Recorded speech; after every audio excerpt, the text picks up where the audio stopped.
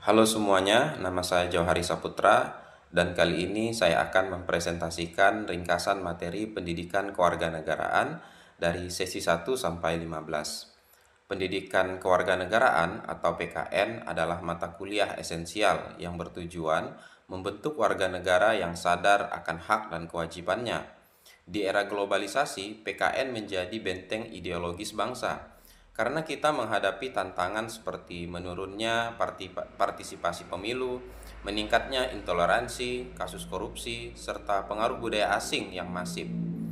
Dalam penelitian yang dilakukan di Universitas Siber Asia, pendekatan studi kasus digunakan untuk melihat bagaimana PKN membentuk kesadaran berbangsa dan bernegara.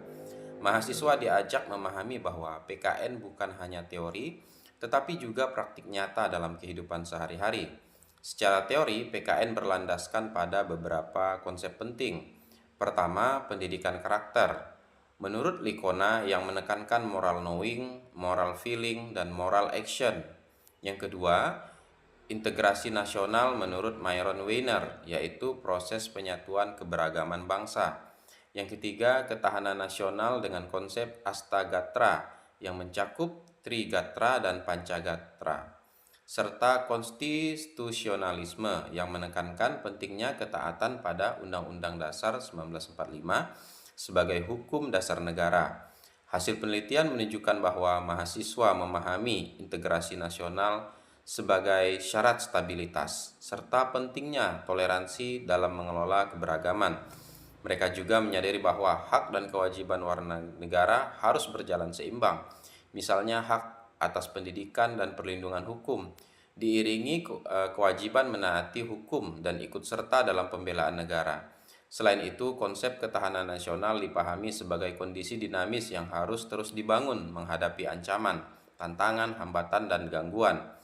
Penegakan hukum yang adil, politik strategi nasional, wawasan kebangsaan, serta penghormatan HAM juga menjadi bagian integral dari pembelajaran PKN.